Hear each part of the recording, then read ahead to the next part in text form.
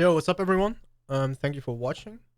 I had the idea to start making track breakdowns for the project files that I'll be giving away.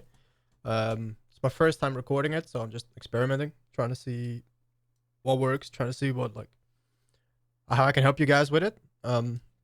This is the track breakdown for Knockback. It's a drum and bass song I released last month. Figured I'd just make this video for you guys so you have more insight in what I did, how I did it, see some techniques I use.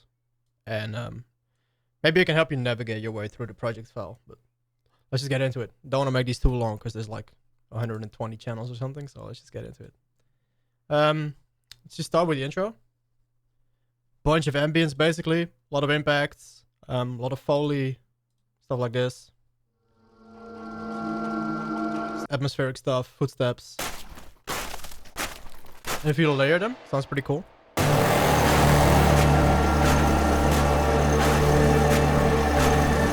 My idea for the track was kind of to or make a story kind of, but I didn't want to go into it too much. I didn't want to use voiceovers. I didn't want to use voice lines. I always just kind of try to make an ambient feel to it. That's why I use stuff like footsteps. I use stuff in this track you won't really find them, I think, but I'll use stuff just like Foley sounds in general, like leaves crackling, so you kind of have the sense someone is walking somewhere, because the idea for this track, or I mean the story, I guess, was kind of inspired by video games. So let's say you're walking up to a boss battle and all that shit. I just wanted to kind of replicate that feeling, and as we'll go through the ambience right now, you'll kind of understand what I mean.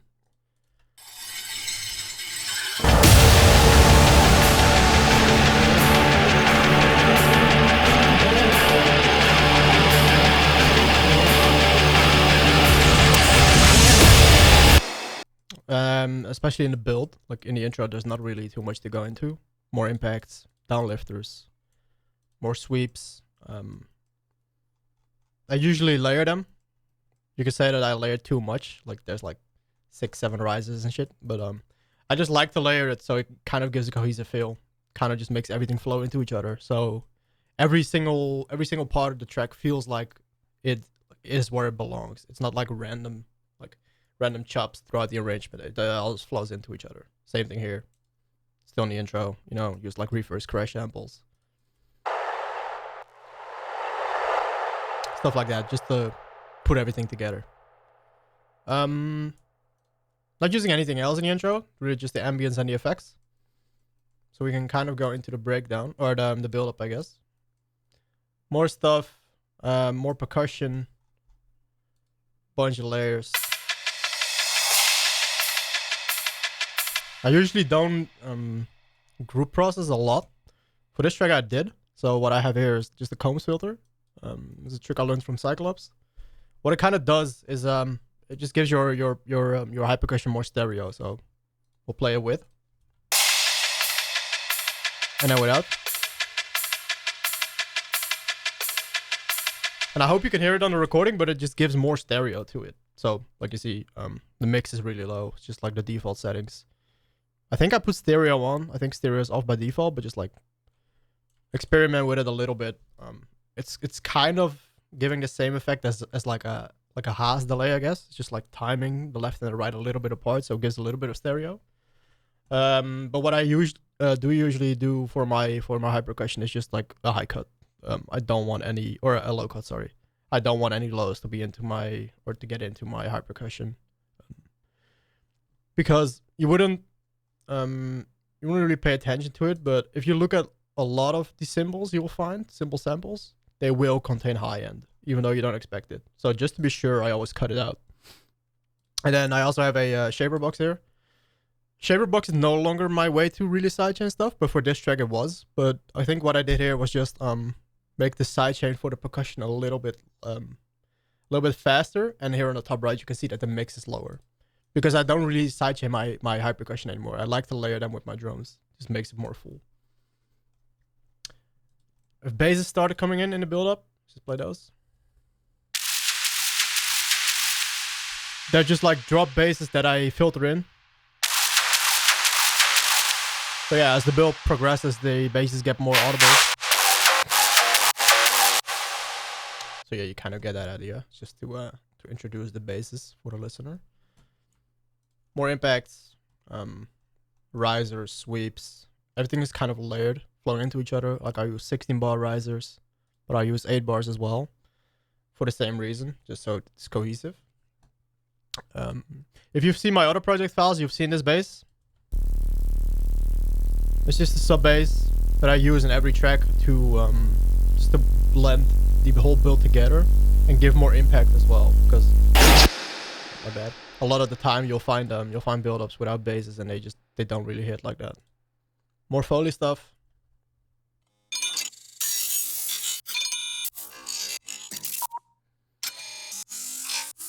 Same thing. Kind of wanted to continue on the story, like you're walking up to a boss in a battle. I wanted to use some sci-fi sounds. And I think in the pre-drop you'll find some more. So let's solo that.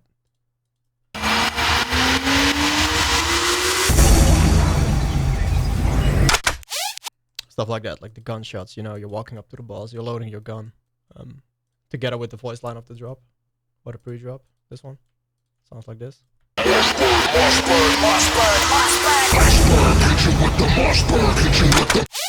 Just really wanted to continue in the theme. Drums for the build-up, pretty basic. Just kick, snare, layered. Another snare, some percussion. A couple build drums. I love this build drop. Or this drum build. You'll see me use it in every single track that I ever make. More fills, like tom fills like this. None of these have crazy processing. I use stuff like this, like filters. Maybe an endless smile to wash it out. And on the group here, yeah, it's only a transient shaper anyway. And it's doing like the slightest. It's like just a little bit of attack. Just to make it a little bit more punchy. I don't even think you can really hear the difference. But let's play that.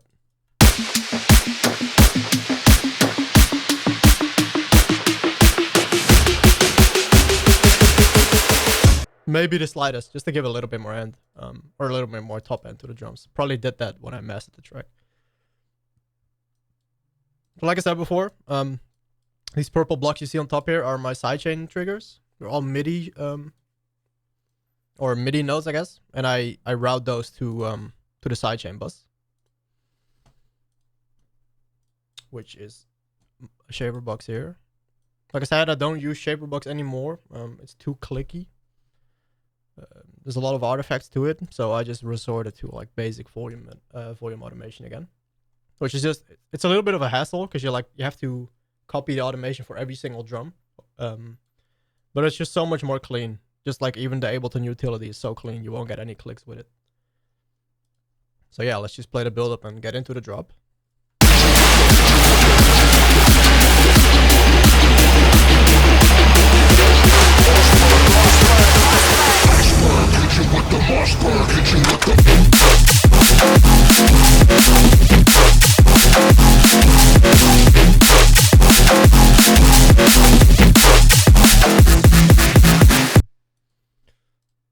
For the drums, there's not really too much going on. I think it's just like a kick and a snare, really.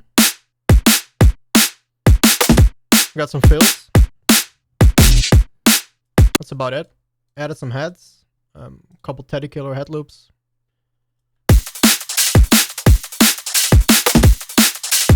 Great samples, like they don't need any processing. There's already a lot of swing to it, so you just drag them in and it just works. Definitely recommend grabbing those packs. As the drop progresses, I start adding a couple rides just to make it faster. Like,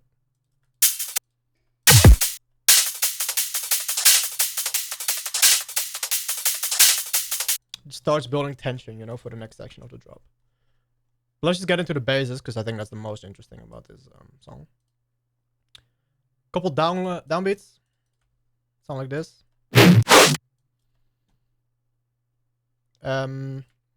Added a couple more layers to it, like lasers and more like percussive basses. And then we get to the main thing. There's this Joe B sample pack. I used this bass shot of it, resampled it, and like reordered it into my own rhythm. So you'll recognize that. But then the most interesting bass in this track is this vital patch. And this on itself sounds really bad, but I resampled it into, let me see where it is. I think into this thing. Yeah. That's one of the vital bases that I made. And I think, at least I hope, there should be a vital patch in here that shows it. Oh, it's this one, never mind. Resample that into this. And this is the vital base that I have for that. So, to open up the vital patch, it's a pretty simple base. But this filter is doing most of the work. So if I'll play this bass without the filter, you'll realize how easy the sound is. It's just super noisy, you know. There's like a couple LFOs going on. Not really anything too crazy if you look at it. Same thing for the effects. It's only like a distortion and EQ. But then if I activate the filter, you get this. So what I did is I put the LFO1 on this filter, and I'm adjusting the frequency of it. So if you see this little peak in the middle of this LFO, it spikes up, and what that does is creates like a it just creates like a really sharp peak in the EQ or in the filter of this this filter too. And with all the processing and stuff, it just turns into this really like percussive bass that I really liked, and it's just kind of like it happened by accident. Like I was just trying to make something neuro-y, something special, but I was trying out new techniques in Vital, and that's how I got that. So if I take off the processing, it sounds pretty lame. Really low, like there's no high end at all. It's all being filtered out, but with all the processing, it sounds like this. Sampled that, turned it into this, added a compressor, added an EQ, endless smile for some effects, just like wash it out. And that kind of that made the whole song really. It's basically only like 2 layers, so.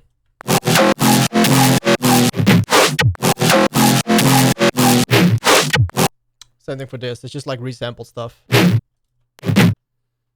I have rebasses.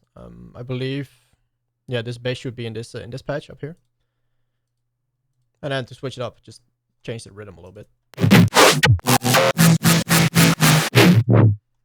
Going to the second part of the drop. Everything stays the same pretty much, except I add a couple layers. I add this, and there should be like a sustain layer somewhere.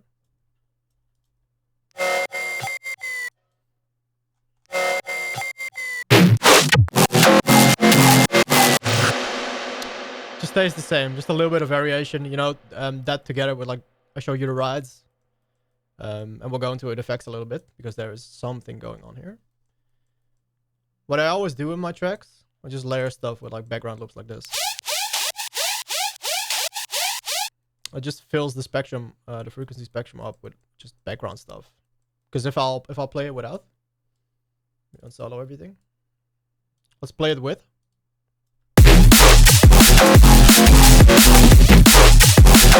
And let's play it without. It's just dry, you know. Stuff like this just really helps you carry everything throughout the drop. Just maintains the energy that's in. And then we got more vocal chops, more risers. Like these vocal chops, I'll place them up here because they kind of work together with these loops. Sounds like this. A little bit of processing on the vocal chops is to make them sound a bit more full. High cut all that because I don't want any of that stuff to interfere with the bass. And the same goes for all my basses really. Like on all my basses, you'll see like a high cut or a low cut, sorry. Just to cut the sub out. Because what I usually do is I end up making my own sub, which is this one.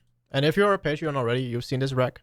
I've used this rack in other songs that I made, and I'm also giving away this rack, so you recognize it. It's just a super warm sub. Nothing special going on. It's just like an operator patch. It just sounds really full, sounds really warm, and I try to kind of recreate the whole rhythm and the sound of the basses. So that kind of concludes the first part of the drop. And here we got drop B, which is just like the second part of the drop. And all that is, I'm still using the same downbeats as you see. Just kind of copy pasted this. but I switched it up with these sounds.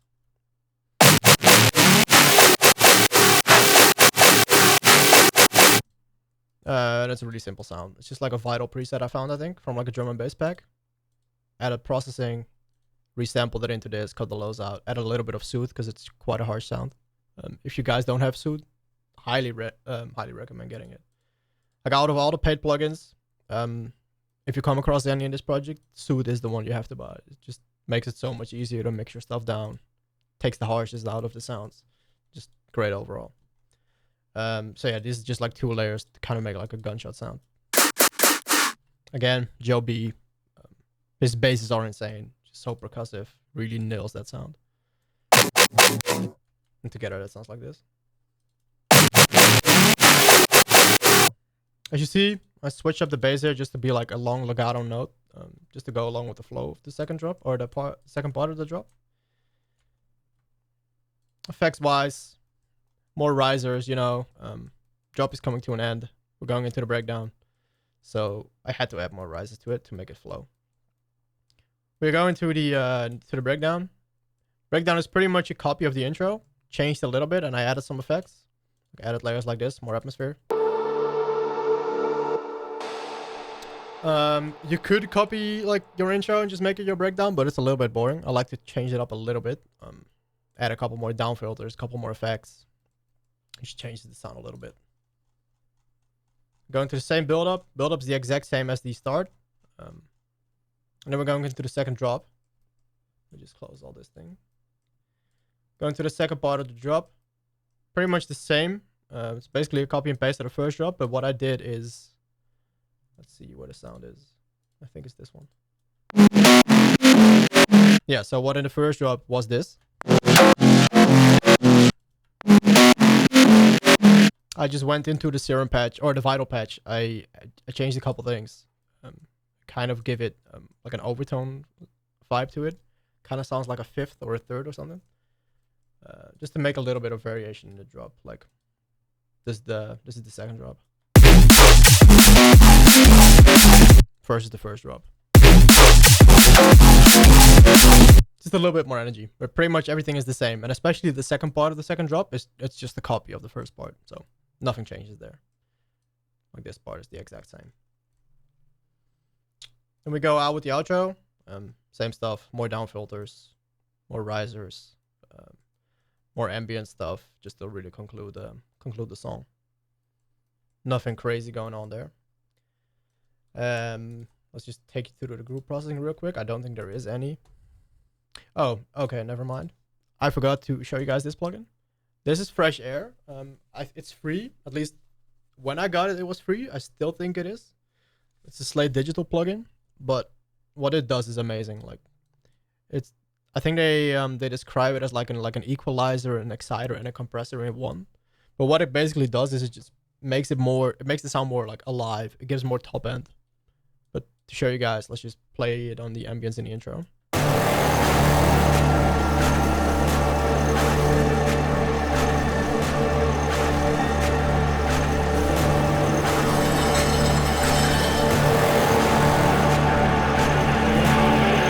This makes it so much more alive, and this is what I always use on every single song that I've ever done so far. Always on the ambience. You could also use it on your master or your basses just to give it a little bit more like crispness. Crispiness. English hard. But I usually like to do it 2 other ways. Like as you can see on the basses, it's pretty simple stuff. Filter, endless smile, utility just to automate a little bit of volume when I need to. High cut again, cut all the basses out, or all the sub bass out, and I ended it off with a mid-side EQ, and I haven't touched the mids at all, so I'm just boosting the size a little bit, like 1 decibel. So that concludes all the tracks pretty much. I'll show you guys the master real quick. Again, if you've seen my other projects, you've seen my master, and if you've been a Patreon, you've also seen this master rack. It's pretty basic. It's got the Ozone 9 dynamics just to compress it a little bit, glues it together. Utility. Everything below 250, I like to make mono. For some newer stuff, I've kind of like been dragging this down to like 100, but from what I've learned from other people, like 250 hertz is a good way to really start separating your mids and your sides to completely have the or the lows, I guess, not the mids. Just get the lows and mono. Everything below 250. It just punches way harder. Makes it easier to mix. Makes your shit louder. Pro Q3 after that, just scooping a little bit out of like the 250 hertz range, only like 1 decibel. Because when I mixed it down, track was kind of muddy, but I didn't want to do like any like super abrasive EQ stuff, so I just took it down 1 decibel. Same thing for the highs. Everything above 6K, I just gave it a boost of 1 decibel because I just felt like the track needed a little bit more highs. And then I always ended up with a clipper. It's just a G clip. It's free as well. A little bit of softness to make it a little bit less harsh. And I usually just push this gain button until it really starts distorting. And I like my stuff a little bit distorted, and it really depends on the type of track you have. But for this, I just kind of pushed it until I really started hearing like until I started hitting the distortion, and that's usually when I tone it down. But that should be all for this project. I'll throw you guys the download link in the description, obviously. And if you have any questions, just feel free to hit me up. Like, message me on Patreon, message me on Twitter or Instagram, whatever. I hope you enjoy.